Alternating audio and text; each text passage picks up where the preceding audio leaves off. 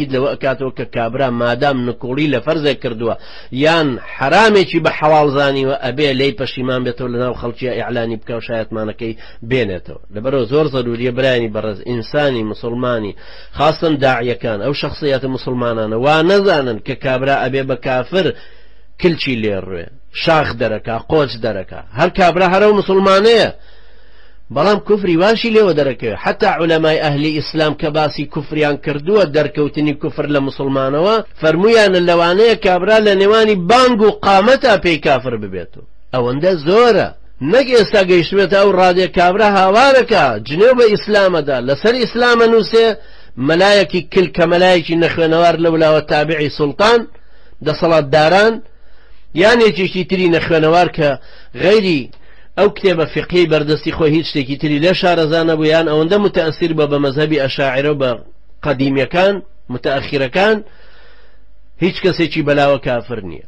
لەبەرەوە بێ زۆر ئاگامان لەوە بێ کە مەسەلەی تەکفیر مەسئلەیەکی شەرعیە وەکو تەلاقکەوتن وایە وەکو دەستنوێشکان وایە وەکو ڕۆژوشکان وایە. ئەمما کابرایەکی گەندەڵی نەخوێنەواری ملحید و کافر لە پەرلەمانێکی کوردستانە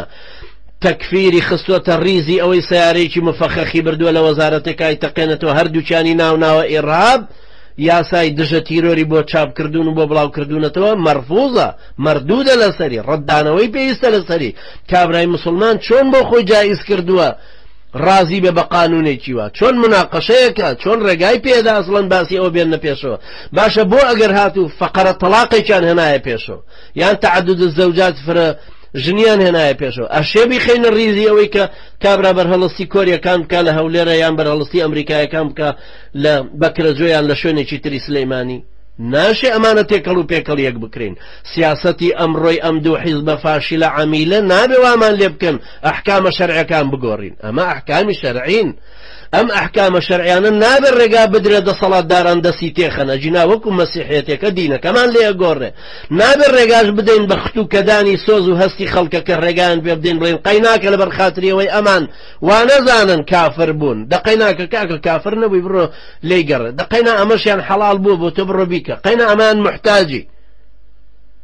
نابێ ئینسانی مسلمان ئەم دینەوە سوکە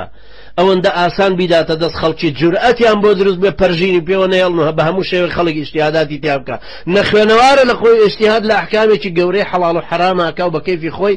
ڕیبای تیا حەڵاڵەکەوە هێنەوەی بە نابێ لەبەرەوە بێ ئێمە ئەو خەڵکە شارەزاکەینەوە فێریان کەینەوە کە ئەحکامی شەرعی یەکێک لەوانە مەوزوعی تەکفیرە ئەبێ ئاگامان لەوە هەبێت کە ئینسانی مسلمان بەچی ئەکەوێتە ئەم مەوزوعی تەکفیرەوە. ئەگەر هاتوو